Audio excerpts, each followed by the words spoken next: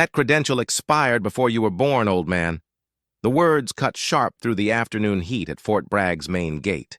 Sergeant Brooks, young and cocky in his crisp uniform, held the faded security pass between two fingers like contaminated evidence. His partner, Specialist Davis, smirked behind him, phone already out, recording.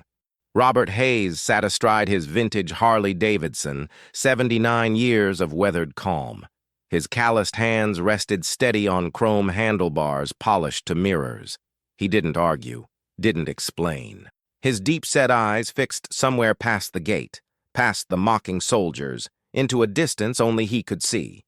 "Sir, I have an appointment," Robert said, his voice gravel and gunpowder. "With who? The History Museum?" Brooks laughed, louder than necessary. A line of cars formed behind them. Phones lifted, cameras recorded. "This plastic card looks like something from a costume shop." He tossed it.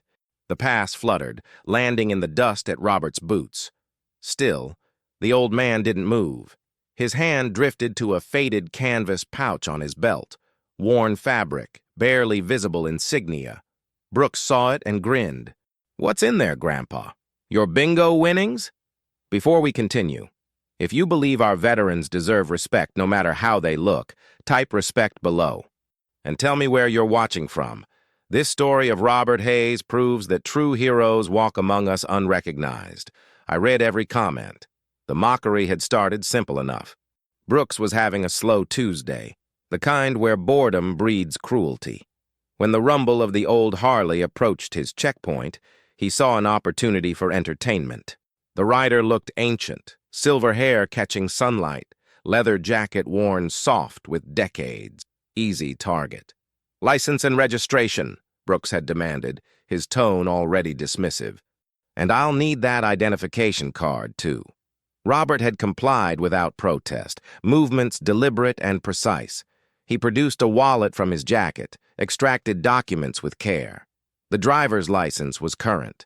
But the other card, that strange piece of laminated plastic with faded government seals, that's what caught Brooks' attention. "What is this supposed to be?" Brooks held it up to the light, squinting at text that had yellowed with age. "Security clearance? This design is from, like, the 70s? 1968, Robert corrected quietly. Brooks barked a laugh. 68? Man, you were probably in diapers when this was printed. You seriously think you're getting on this base with expired paperwork older than my parents? Behind Robert, the line of vehicles had grown. A white sedan, third car back, held Major Rebecca Torres.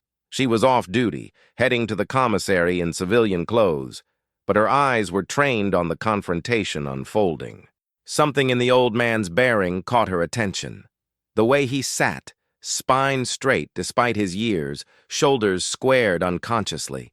Military posture, ingrained so deep it became permanent. She watched Brooks lean against the guard shack, playing to his growing audience. Watched him examine the credential with theatrical skepticism. Her grandfather had been a soldier. He'd carried himself exactly like this old man. Quiet dignity, wrapped in unassuming clothes. "Step off the bike, sir," Brooks ordered, adding verbal quotation marks to the word sir. "I'm going to need to verify this. Antique you're trying to pass off as valid ID." Robert dismounted with careful precision, his movements showing the stiffness of age but none of the uncertainty. He stood beside the Harley, one hand resting on the seat, the other still touching that mysterious pouch at his belt. "Nice bike," Brooks said, his tone dripping sarcasm. "Bet it's held together with rust and memories. When's the last time this thing passed inspection? 1975? Davis snickered, still recording. A few onlookers in the vehicle line were recording too now. The spectacle was growing. "Please don't touch my motorcycle," Robert said, as Brooks reached out and pushed the handlebars, making the heavy machine rock on its stand. There was something in Robert's voice then, something that made Brooks pause for half a heartbeat. A quality that suggested this quiet old man wasn't afraid, wasn't intimidated, wasn't backing down. It was the voice of someone who had faced far worse than a bully at a gate. But Brooks was too deep in his performance now. He'd committed to the role of tough guy, and backing down would mean losing face. Or what? He challenged. You going to file a complaint? Write your congressman? Robert's eyes drifted closed for a moment. Just a moment. But in that instant, the North Carolina afternoon dissolved into something else entirely. The humid air shifted, became wet and cold. The checkpoint faded into dense jungle canopy, rain hammering through leaves. A younger Robert, lean, dangerous, barely 30, crouched in mud beside another man. Sergeant Reeves, bleeding from a wound that wouldn't stop, pressed a canvas pouch into Robert's shaking hands. Don't let them forget us, Reeves whispered, his voice a wet rattle. Rain mixed with blood on his face. Promise me, Hayes, don't let them erase what we did here. The pouch was new then, dark canvas with a crisp patch sewn onto it. The insignia of a unit that officially didn't exist. A Ghost Reconnaissance team operating in a country the United States wasn't supposed to be in, during a conflict the public didn't know about. You're getting out of here, Robert had insisted. But they both knew the lie. The mission comes first, Reeves said, the words every operator knew by heart. You complete it. You get home. You remember us. His grip tightened on Robert's wrist with surprising strength. Swear it. I swear. Back at the gate, Robert opened his eyes, his hand pressed against the pouch at his belt. 41 years he'd carried it. 41 years of remembering men whose names appeared in no database, whose sacrifices were classified, whose families were told they died in training accidents. Brooks was still talking, but Robert barely heard him. The young sergeant had no idea what he was mocking, couldn't know that the antique credential he'd thrown in the dust was one of only 12 ever issued. Couldn't comprehend that the old man before him had prevented 3 separate incidents that would have led to global war. That's it, Brooks declared, unsnapping his holster in a theatrical gesture. Sir, you are being detained for attempting to access a secure facility with fraudulent credentials. Step away from the vehicle. Hands where I can see them. That's when Major Torres made her decision. She couldn't intervene directly. Rank politics at a gate would only escalate things. But she knew someone who could move mountains. She pulled out her phone and dialed. Command Sergeant Major Walsh, the voice answered, crisp and professional. Sergeant Major, it's Major Torres. I'm at the main gate. The MPs are detaining an elderly veteran. They're treating him like a criminal, accusing him of fake credentials, making a public spectacle. Her voice was low but urgent. The man's name is Robert Hayes, Hayes. The line went completely silent.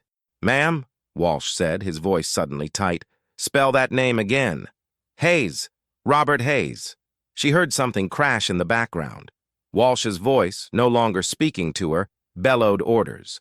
Get me General Morrison on the line now. Tell him it's code red. No, I'm not joking. I don't care if he's in a meeting with the secretary. Get him now. Sergeant Major? Torres asked, confused by the explosive response. Major, stay exactly where you are, Walsh commanded. Do not let them touch that man. Do not let them arrest him. If you have to use your rank, use it. If you have to throw your body in front of him, do it. Help is coming. The call ended. Torres stared at her phone, her heart pounding. Code red? She'd never even heard that designation used outside of active combat scenarios. What had she just unleashed? At the gate, Brooks had grabbed Robert's arm. The old man didn't resist, but his jaw tightened. His eyes, those pale blue eyes that had seen so much, remained fixed on some distant horizon. Davis, still recording, felt the first flutter of unease. Something about the way the old man stood there, calm despite being manhandled, despite being humiliated. It reminded him of how his father looked in old military photos, that same quiet strength. Corporal, Davis said hesitantly, maybe we should just call the shift supervisor. Quiet, Davis, Brooks snapped. He was committed now. His hand tightened on Robert's arm. Let's go, old-timer. You can explain your fake credentials to the provost marshal. In the growing crowd of onlookers, phones were everywhere. The scene was being live-streamed, shared, going viral in real time. Young soldiers humiliating an elderly man at a military gate. The optics were terrible. What nobody knew yet was that they weren't just recording a confrontation. They were documenting the moment before everything changed. Inside the Garrison Command building, Command Sergeant Major Walsh was already moving. He'd spent 32 years in the Army. He'd served in 3 wars, earned 2 Silver Stars, and commanded soldiers on 4 continents. But nothing, absolutely nothing, in his decorated career had prepared him for the name Robert Hayes crossing his desk again. Walsh had been a young lieutenant, barely 23, when he'd attended a classified briefing at Fort Meade. The year was 1991. The Cold War had just ended. Intelligence agencies were quietly debriefing operators who had worked in the shadows for decades. He'd seen Robert Hayes there, older then, but not old. A man who sat in the back of the briefing room, saying nothing, while a general explained to a room of cleared officers that the man they were looking at had single-handedly prevented a nuclear exchange in 1973, that he'd operated behind enemy lines for 18 months with no support, that his unit's existence would remain classified for another 50 years minimum. Walsh remembered the general's exact words. "If this man walked past you on the street, you'd never know. That's what makes him dangerous. That's what made him perfect." Now, 34 years later, that same man was being detained at a gate by a punk sergeant who didn't know history from fantasy.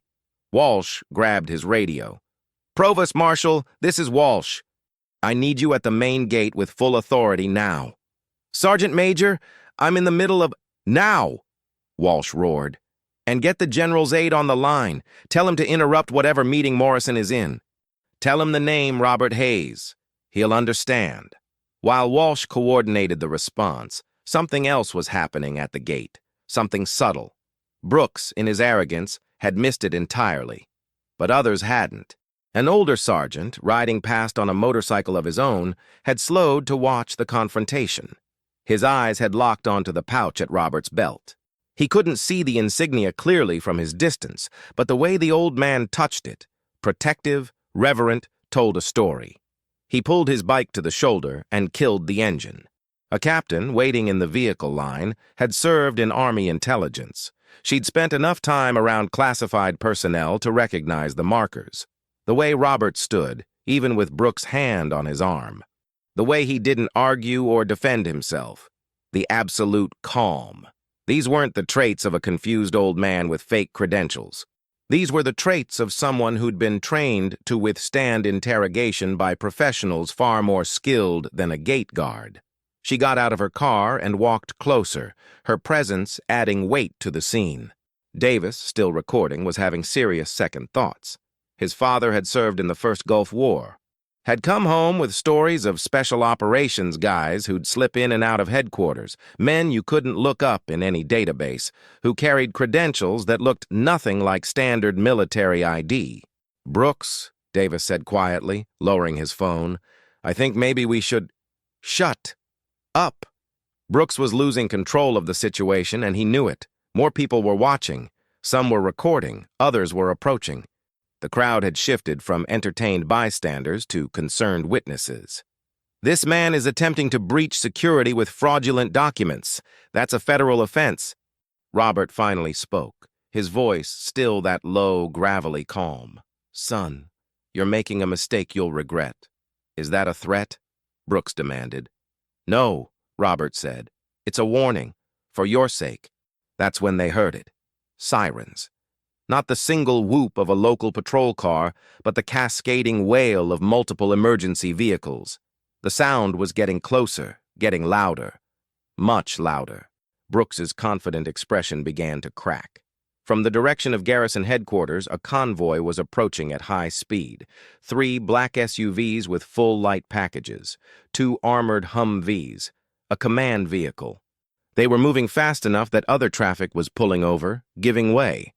"What the hell?" Brooks muttered, his hand unconsciously releasing Robert's arm. The old sergeant on the motorcycle smiled grimly. He knew that response pattern. That wasn't MPs coming to support an arrest. That was brass, high brass, coming to correct a catastrophic mistake. The captain from intelligence stepped forward, her voice carrying authority. Sergeant Brooks, I strongly suggest you step away from that man right now. Ma'am, I don't know who you are, but this is my checkpoint. Step away. Her voice cut like a blade. The convoy arrived with precision that spoke of extreme urgency. Vehicles positioned in a tactical formation, blocking traffic, creating a perimeter. Doors opened in synchronized motion. The provost marshal emerged first, his face a mask of controlled fury. Behind him, a dozen members of the base honor guard in immaculate dress uniforms formed two perfect lines. And then, stepping from the center SUV, came General Morrison. The general was an imposing figure even without the 3 stars on his shoulder. 6'2", barrel-chested with a face that had seen combat and carried the weight of command. He was known throughout the Army as a hard man, fair but unforgiving of incompetence or disrespect. Right now, his face was carved from granite. He strode forward with purpose, his highly polished boots clicking against pavement. He walked past the honor guard, past the provost marshal, past the stunned Brooks and terrified Davis. He stopped precisely 3 feet from Robert Hayes. For a long moment, the general said nothing. He simply looked at the elderly man before him. His eyes traveled to the faded canvas pouch, to the barely visible patch. Recognition dawned across his features, followed by something close to awe. Then, with movements that were crisp and perfect, General Morrison snapped the sharpest salute of his entire career. "Mr. Hayes," his voice carried across the suddenly silent gate area, "on behalf of the United States Army and the nation you served in the shadows, I apologize for the treatment you have received at this installation. It is an absolute honor to have you here, sir." The crowd was frozen. Phones were still recording, capturing every moment. Brooks looked like he might vomit. Robert, slowly and with the stiffness of age, returned the salute. "General," he acknowledged, his voice quiet. "I need everyone to understand something," Morrison said, turning to address the assembled crowd, his voice carrying command authority. "The man before you is Robert Hayes. The credential that was thrown in the dust is a Level 1 legacy clearance, a designation that hasn't been active in 40 years because the systems we use today aren't cleared to process it." He let that sink in before continuing.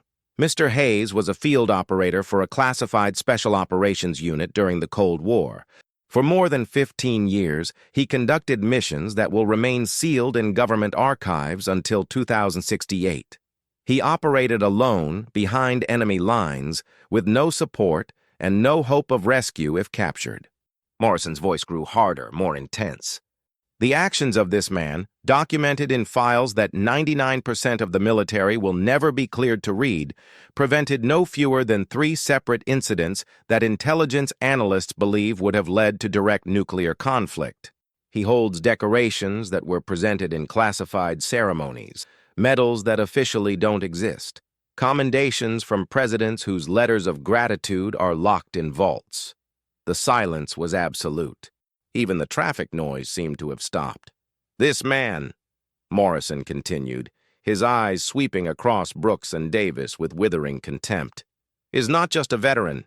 He is a living piece of classified history. He is a national asset. And he was treated like a criminal at the gate of an installation that exists because men like him made sure we still have a nation to defend." Brooks had gone from pale to gray. His career was over, and he knew it. Morrison turned his attention to the provost marshal. "Colonel, I want these 2 men taken into custody. Conduct unbecoming, failure to render proper respect, dereliction of duty. Every charge that applies." "Yes, sir," the colonel replied, his voice tight with barely controlled anger. 2 MPs stepped forward, but Robert raised a hand. The gesture was small, but it stopped everyone in their tracks. "General," Robert said, his voice carrying despite its quietness, "might I have a word?" Morrison's entire demeanor shifted instantly from fury to deference. "Of course, Mr. Hayes. Anything." Robert walked slowly to where Brooks stood, the young sergeant unable to meet his eyes. Up close, Robert looked even older, more fragile, but there was steel in his gaze. "Sergeant Brooks," Robert said gently, "do you know what pride costs?" Brooks couldn't speak. He shook his head mutely. It costs you the ability to see clearly, Robert continued. You wore your uniform like armor today. Used it to make yourself feel powerful. But the uniform doesn't make you strong, son. It's the heart underneath that matters. He turned to Davis, who was openly crying now. You'll learn, young man. You already started to question what was happening. That instinct, that small voice saying this isn't right, listen to it. Always listen to it. Robert looked back at Morrison. General, don't destroy their careers. They're children. They made a mistake. Teach them. That's the better path. That's what Sergeant Reeves would have wanted. Morrison's expression softened slightly. Reeves? You mean... Yes, Robert said, touching the pouch at his belt. He gave this to me 41 years ago in a jungle that officially we were never in. Made me promise to remember, to carry the memory of men who couldn't come home. The general's eyes glistened. He'd read enough classified files to know the name Reeves, to know what that pouch represented. Your mercy is noted, Mr. Hayes, Morrison said. They will be taught. What happened next spread through Fort Bragg like wildfire, then through the entire military community, then across the internet. The confrontation, recorded by dozens of phones, became the most viewed military video of the year. But what people didn't see, what happened after the cameras were turned off, was in many ways more important than the public spectacle. General Morrison arranged for Robert to be escorted to his appointment with full honors. The base historian, Dr. Ellen Martinez, had been trying to interview Robert for 5 years. He'd always declined, saying he wasn't ready. But something about the incident at the gate had changed his mind. In a secure conference room, with the general's permission and presence, Robert opened that canvas pouch for the first time in 4 decades. Inside were names, dozens of them, written in fading ink on scraps of paper, receipts, torn notebook pages. Each name belonged to a member of the Ghost Reconnaissance Unit who hadn't come home. Men who died in countries their government couldn't acknowledge they'd entered. Soldiers whose families were told training accidents or administrative transfers had taken their loved ones. We made a pact, Robert explained to Dr. Martinez as she carefully documented each name. If any of us survived, we'd remember all of us. Reeves gave me this pouch because he knew I'd make it out. He knew I'd keep the promise. How many missions did your unit conduct? Martinez asked, her voice respectful. I can't tell you that, Robert said. Most of it's still classified, but I can tell you we went places Americans weren't supposed to be. Did things that kept you safe without you ever knowing you were in danger? Morrison, sitting quietly in the corner, spoke up. Mr. Hayes, the files I've been cleared to read suggest your unit's final operation involved a Soviet installation in 1982. Can you tell us anything about that? Robert was quiet for a long time. When he spoke, his voice carried the weight of memory. There was a radar station, an early warning system. Intelligence suggested a malfunction in their computers was going to trigger a false launch detection. The Soviets would see incoming missiles that didn't exist. They'd retaliate. We had a 48-hour window to prevent it. How? Martinez asked. We went in, Robert said simply. 5 of us. Crossed the border through terrain that was supposed to be impossible to navigate. Reached the installation. Our tech specialist, Lieutenant Chen, he paused, his voice catching. She got into their system, fixed the malfunction, made it look like regular maintenance. Lieutenant Chen, Morrison said softly. She's one of the names in the pouch. Robert nodded. On the way out, we were compromised. They knew someone had been there, started searching. Chen volunteered to lead them away from our exit route, told us she'd catch up. He touched the pouch. She didn't catch up. Her family thinks she died in a helicopter crash during training, Morrison said, his voice tight with anger at the injustice. Yes, Robert confirmed. That's the official record. That's what her daughter was told. That's what her husband believes. And I can't tell them differently because everything we did is still classified. The room was silent. That's why you carry the pouch, Martinez said. It's not just a memorial. It's a responsibility. It's a promise, Robert corrected. Until the day I die, I remember them. I carry their names. I make sure they're not forgotten, even if I'm the only one who knows their truth. Morrison stood, walked to the window. "The Army failed you," he said quietly. "Failed all of you. You did impossible things, saved countless lives, and got nothing but silence in return." "We didn't do it for recognition, General," Roberts said. "We did it because it needed doing." "That doesn't make it right," Morrison replied. 3 hours later, after the interview concluded, Morrison made a phone call to the Pentagon, to a specific office that handled classified legacy cases. He used words like injustice and historical obligation and what we owe. The wheels of bureaucracy turned slowly, but they turned. 6 weeks after the incident at the gate, something unprecedented happened at Fort Bragg. A small, private ceremony was held in the base chapel. Present were family members of 17 individuals who had officially died in training accidents, helicopter crashes, and administrative incidents between 1968 and 1985. They'd been told they were invited to a memorial service. They had no idea what they were actually about to learn. General Morrison stood at the podium. Beside him, in dress uniform specifically tailored for the occasion, stood Robert Hayes. On a table between them sat 17 identical frames, each containing a certificate and a medal. "Ladies and gentlemen," Morrison began, "you are here because the United States Army owes you a truth that's been classified for too long. Your loved ones did not die in accidents. They died as heroes, serving their country in operations so secret that even their deaths had to be concealed." The room erupted in shock, confusion, tears. Morrison waited for silence before continuing. "The man beside me is Robert Hayes, the last surviving member of a special operations unit that prevented multiple global crises during the Cold War. He has carried the names and memories of his fallen team for over 40 years, unable to tell anyone the truth of their sacrifice." One by one, Morrison called forward the families. To each, he presented a posthumous medal and a presidential citation. To each, Robert told a story about their loved one, not the classified details, but the human moments. How Lieutenant Chen loved terrible jokes. How Sergeant Reeves collected rocks from every mission. How Captain Wilson could navigate by the stars better than any GPS. The families wept, not from fresh grief, but from finally understanding. Their loved ones hadn't died meaninglessly. They'd been heroes. When the ceremony ended, a woman in her 50s approached Robert. She had Chen's eyes. "You knew my mother," she said. "She was the finest soldier I ever served with," Robert replied, "and she saved millions of lives that will never know her name. Can you tell me about her? The real her, not the official story?" Robert smiled. "I can tell you she made us laugh even when we were terrified.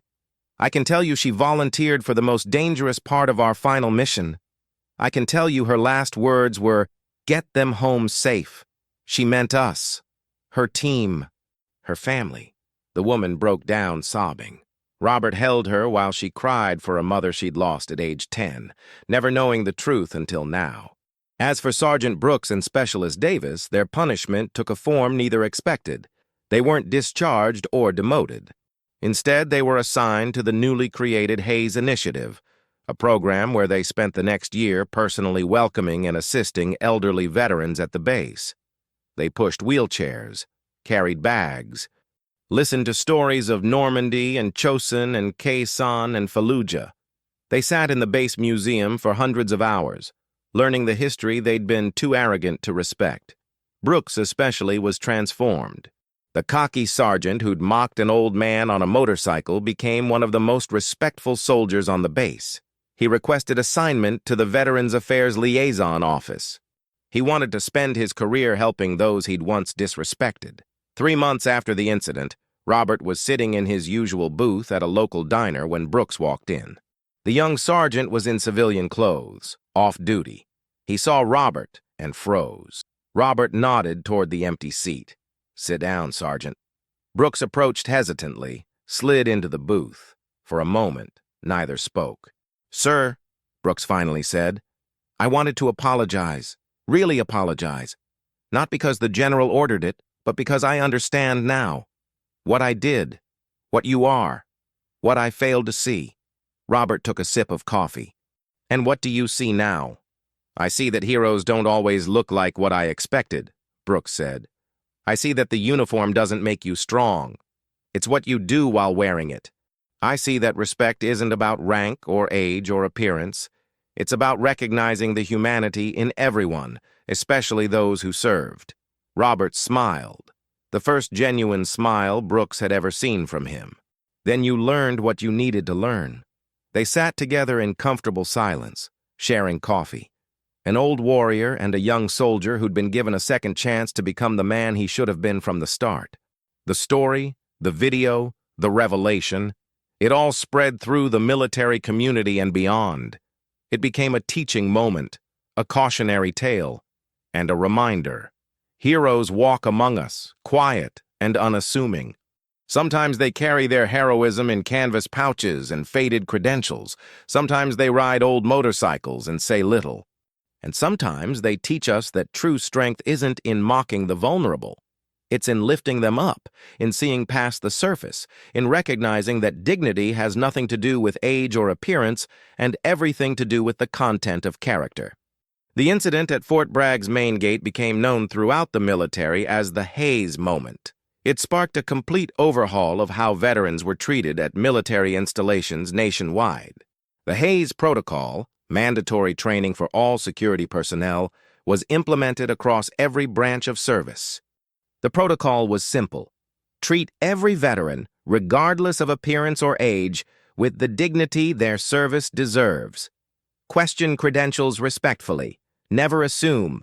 Always verify with courtesy. More importantly, it led to the declassification review of hundreds of Cold War operations. While most remained sealed, enough information was released to allow families like Lieutenant Chen's daughter to finally understand the truth about their loved ones' sacrifices. Robert Hayes continued to ride his Harley. He visited bases across the country not to seek recognition, but to speak to young soldiers. His message was always the same. The uniform you wear represents everyone who wore it before you. Honor that. Respect that. Remember that. He still carried the canvas pouch, still touched it reflexively when he thought about the past. But now, when people asked about it, he could tell them, could share the names, could ensure his fallen teammates were remembered not just by him, but by a grateful nation that finally knew their story. On the anniversary of the incident, Brooks and Davis returned to that gate. They stood where they'd once humiliated a hero, and they placed a memorial plaque. It read, "Heroes don't always announce themselves. They simply serve. Remember to see them." To everyone who typed respect and shared where you're watching from, thank you for standing with our heroes. Subscribe for more stories like this and unsung American heroes. See you in the next one.